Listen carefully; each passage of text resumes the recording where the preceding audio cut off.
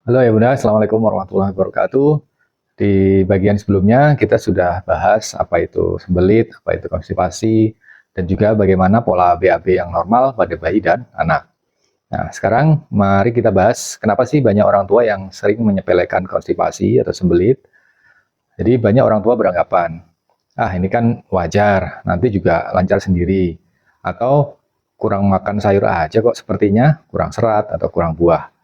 Ada juga sih yang takut kalau anak diberi obat pencahar ya berulang kali sehingga nanti takutnya menjadi ketergantungan. Padahal faktanya tidak sesederhana itu. Kalau kita lihat ada beberapa hal yang membuat sembelit itu sering dianggap ringan. Yang pertama, gejalanya tidak selalu muncul setiap hari. Kadang anak BAB-nya lancar, lalu 3 sampai 4 hari tidak BAB. Jadi orang tua tadi berpikir masih normal ya kondisi tersebut. Ada juga yang beranggapan, oh ini hanya masalah pola makan. Ya, jadi padahal memang benar serat itu penting, tapi sebenarnya sembelit itu punya mekanisme yang lebih kompleks.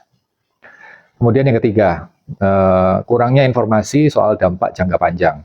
Jadi banyak orang tua yang belum paham kalau sebenarnya sembelit itu bisa membuat atau membuat trauma saat dia BAB di toilet. Kemudian bisa menyebabkan kecepirit, bahkan juga bisa menyebabkan gangguan pertumbuhan. Jadi sekarang mari kita pahami mekanismenya. Anak yang pernah sakit atau trauma saat BAB itu akan cenderung menahan mengeluarkan BAB-nya. Kemudian saat ditahan nanti tinja itu akan makin lama makin menumpuk di usus. Kemudian makin banyak juga air yang diserap oleh usus. Akibatnya makin keras. Akhirnya anak makin sakit saat BAB.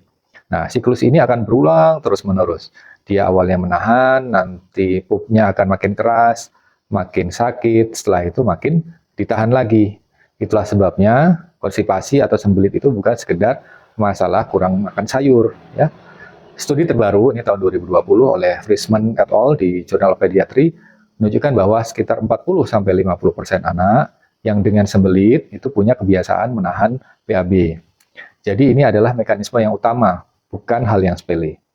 Gejala awal yang sering diabaikan misalnya, BAB kurang dari 2 kali seminggu, ya, atau 3-4 hari sekali baru BAB.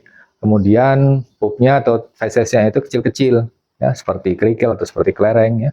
Kemudian anak sering sekali berdiri dengan kaki yang menyilang, atau mengencangkan pantatnya, ini untuk menahan BAB-nya. Jadi kesimpulannya, sembelit atau konstipasi itu sering dianggap remeh, karena orang tua belum paham siklus tadi. Padahal semakin lama dibiarkan, akan makin sulit untuk diputus. Ya. Jadi di bagian berikutnya, kita akan bahas dampak jangka panjang bila konstipasi atau sembelit tadi dibiarkan. Mulai dari komplikasi fisik sampai dengan komplikasi psikologis. Jangan lupa share video ini dan tulis pengalaman ayah bunda di komentar. Bisa jadi ini menjadi inspirasi untuk orang tua yang lain. Assalamualaikum warahmatullahi wabarakatuh.